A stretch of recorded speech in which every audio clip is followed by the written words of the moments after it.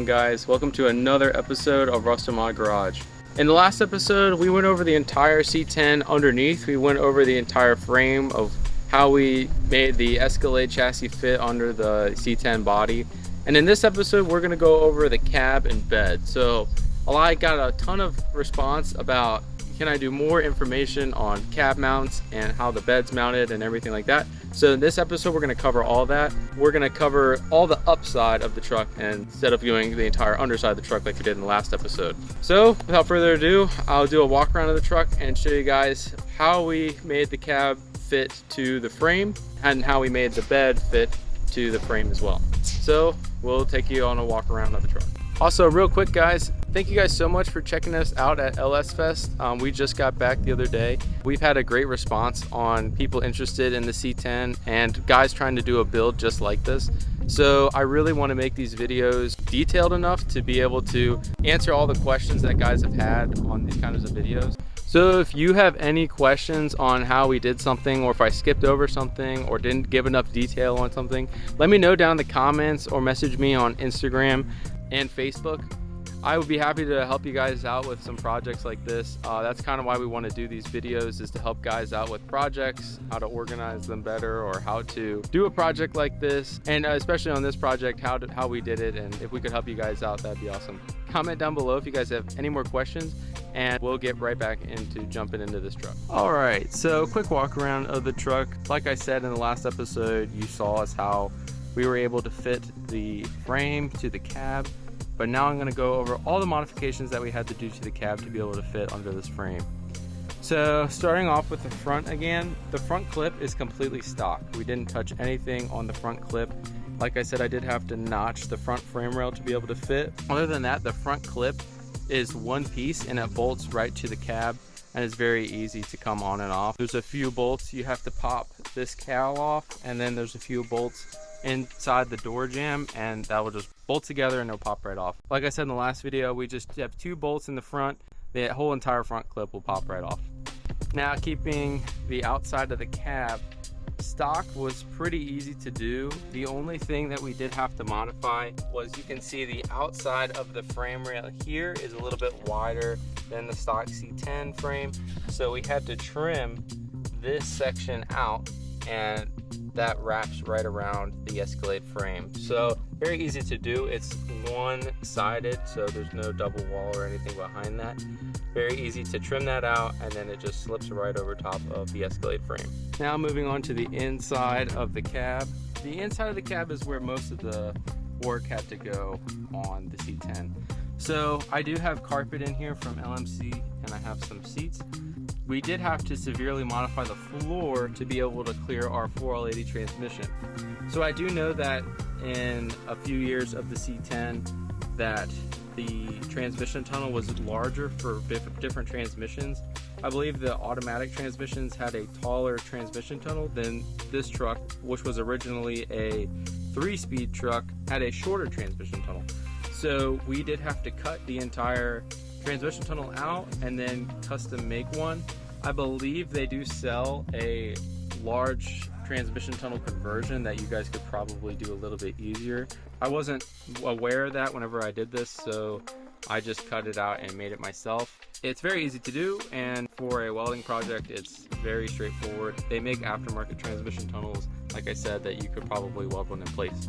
But with a carpet, you wouldn't even tell that it was welded in.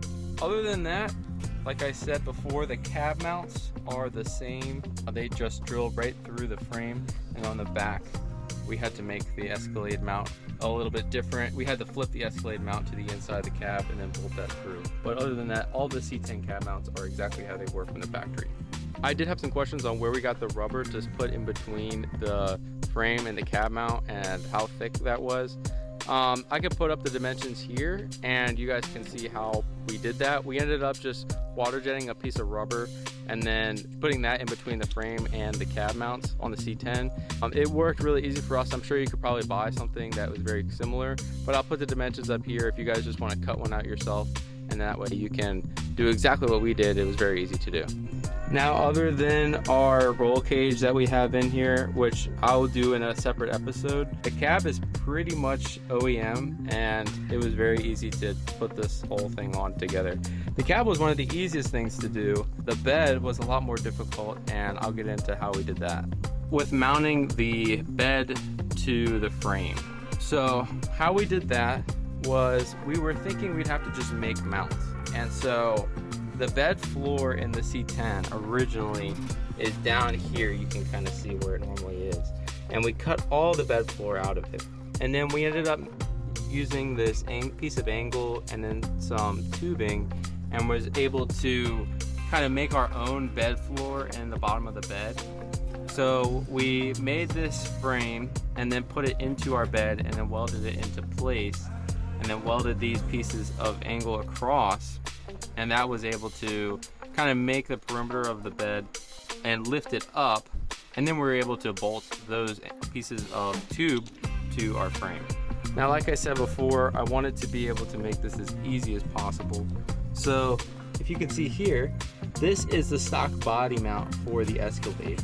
And so what we did was we ended up having a nut on the inside of this tube, and then we welded the nut in and then bolt from the bottom of this channel into our tube, and that way it just bolts right with the factory cab bolts that the Escalade had originally. It's kind of slick and an easy way if you guys want. You already have a mount there, so an easy way for you guys to be able to mount the bed. And then our front bed mount is just another piece of that tube that we used for the rails that go across the bed. And then I just welded a piece of steel to the top of it to be able to make a mount for the front of the bed, and then that's welded directly to my frame. So you still can unbolt this bed. You just undo that bolt, and then there's one on the other side, and then you go underneath and there's two bolts that bolt into that rail, and then that whole bed could lift off just like it would on a normal truck, because I want to be able to remove the bed in case we have to do anything to the suspension or anything modifications to the frame.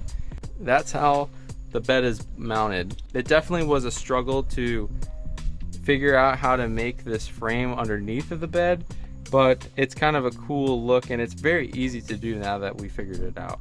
Now, a lot of lower trucks have big C notches, and it just takes up a lot of the space in the bed. So I wanted to still have as much use of the bed as we could. Like I said, we wanted to do drag week and Rocky Mountain Race Week with this truck, so I wanted the bed to be useful. So the bed is pretty much only 2 or 3 inches shallower than the original bed is. So I like that aspect where the truck can be low, but it still is a useful bed and not completely useless where if you have like a big C notch or something, which is cool for some trucks, but just for me, I want to be able to use the bed as much as I can. Now on the back of the truck, this is kind of the incomplete part. If you can see down here, our frame is right here, and it kind of comes in contact with the bottom of the tailgate. So I ended up trimming the top of the frame just so the tailgate can fold down, and it still folds down pretty easy. Bolts right to where the factory mounts are to the original bed, but that kind of eliminates the utility of a hitch going into the same spots, which I really want to just reuse the Escalade hitch back here, but I think I'm gonna have to make a custom one because the hitch on the Escalade originally just slides into these frame rails and then bolts through, and I can't do that because of the way that the tailgate is. So I'm gonna have to make a hitch, and I'll show you guys how we did that on another episode. I still haven't figured that out completely, but I'm definitely gonna put a hitch on here because it can still have the same towing capacity as an Escalade, as the motor is factory, the transmission's a 4L80, and it's a giant boxed Escalade frame. So still should be able to tow quite a bit with this thing, and I want to be able to use that utility if we have to pull a trailer or something for any of the race week stuff. On the driver's side, I always thought these steering columns were really cool, the Motion Raceworks steering columns, but they don't make one for a C10. So I ended up modifying a Silverado one and cutting all the brackets off of it and then welding it into place. I can kind of try to show it a little better underneath. You can see what we had to do to kind of make it work. But it actually turned out really good, and I really like this column. It still has the removable steering wheel. Here you can see we just adapted the steering column, used a AWD style adapter to be able to adapt straight to the factory Escalade steering column to go to the rack and pinion. Pretty easy, pretty slick setup. I really like this aspect. We welded the end of the AWD shaft to the Motion Raceworks column, and it was very easy to install. Pretty cool. So that's how we did the steering to adapt the column to the Escalade frame. So on the power brakes, I just got a universal C10 power brake kit. I think I got it from LMC. And this just allows me to be able to bump the booster out, because on the Escalade booster, it's really close to the firewall and it would hit my header that I have here. So I got this one, it fits pretty good, and the brakes work really nice in this. Just adapted the lines to the Escalade brake lines and it worked really good. I did have to bypass the ABS module. I just connected all the lines together, so this truck does not have ABS. And then on the pedals, I just have the standard C10 brake pedal that goes straight to the master cylinder up there. And then if you guys are wondering, I got a square body gas pedal and then adapted that up there to the throttle cable, and that's out of a Silverado. I got it out of a junkyard.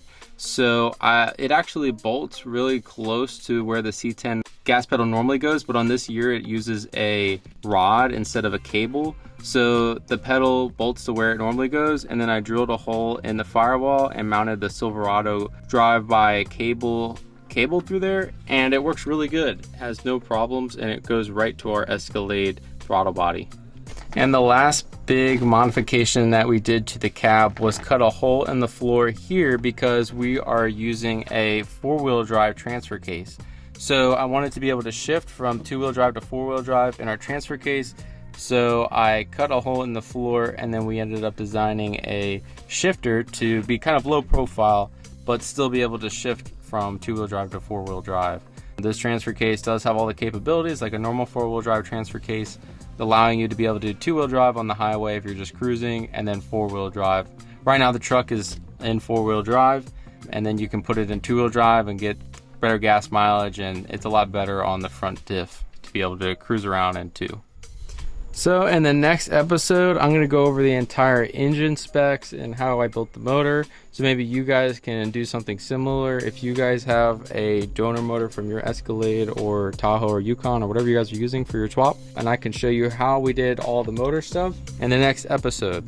But that's going to do it for this episode, guys. Thanks so much for watching. If you guys like this kind of content, make sure you like, comment, subscribe, and we'll do many more videos on the C10 in the future. So I'll see you guys on the next episode.